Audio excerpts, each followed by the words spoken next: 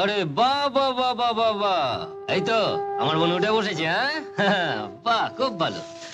দেখো বোন, আমি তোমার জন্য বাজার থেকে শিঙ্গি মাছ নিয়ে এসেছি।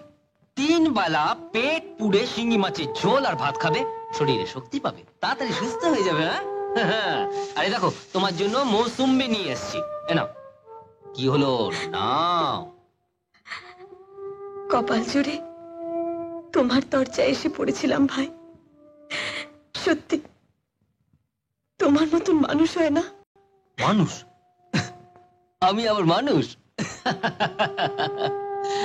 আরে আমি তো একটা বুট পালিশওয়ালা, একটা মজদুর, এই বস্তির একটা ছোট লোক।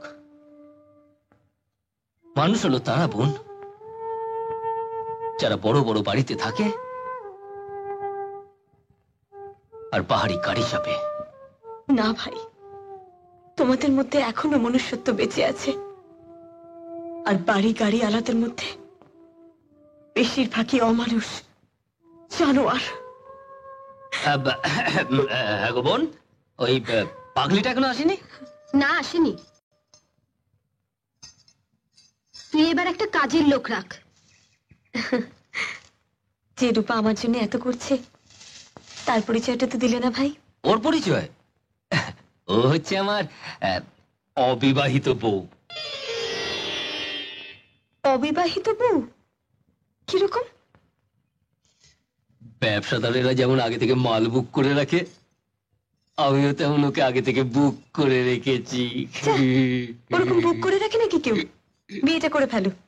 আরে করব করব, আগে আমার ইন্ডাস্ট্রিটা একটু বড় হোক। তোমার ইন্ডাস্ট্রি আছে নাকি? আছে না আবার, প্রবীর বুট পালিশ এন্ড কো। ওই বারান্দা, হ্যাঁ আমার ইন্ডাস্ট্রি। এই তো এসে গেছে সব।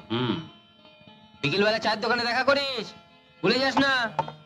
এইরকম 8টা বুট পালিশের বাক্স আছে আমার, একটা আমার নিজের, বাকি 7টা রোজ 5 টাকা করে আমি ভাড়া দিই। ইন্ডাস্ট্রিটা খারাপ হলো বোন? না না, খারাপ হবে কেন? এই ব্যবসাটা আমি ওদের জন্যই করেছি। এ বস্তিতে অনেক ছেলে আছে, কিন্তু রোজগারের পথ নেই। খাবার লোক আছে, বাবা মা ভাই বোন সবাই আছে, তাই আমি ওদের জন্য এটা করেছি। জানো বোন, অনেক ছেলেবেলায় আমার বাবা মা দুজনেই মারা যান। ছোট্ট একটা বোন ছিল,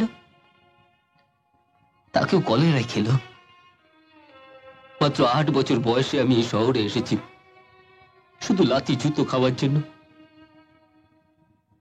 দিনের পর দিন আমি ফুটপাতে ঘুমিয়েছি, আমি ভিক্ষে করেছি, কুকুর বিড়ালের সঙ্গে হাস্তা করে আমি খাবার খেয়েছি। তারপর 10 দিন না খেয়ে থাকার পর যখন খিদের জ্বালা সহ্য করতে না পেরে একটা দোকান থেকে একটা রুটি তুলে নিয়েছিলাম। সেই একটা রুটির জন্য মেরে আমার নাক মুখ সব ফাটিয়ে দেওয়া হয়েছিল। কোনো দিন কোনো বড় লোকের কোনো দয়া আমি পাইনি। তাই গরিবের দুঃখ আমি বুঝতে পারি বোন, বুঝতে পারি। তুমি তুমি সত্যি মহৎ ভাই। পাগলি শুনলে? হ্যাঁ, আমার লেখাপড়া জানা বোন আমায় কি বললো? হ্যাঁ, এই রে অনেক দেরি হয়ে গেছে, আমি কাটি। এই শুন, এই চাপ, আমার অনেক কাজ আছে। এই শোন না রে।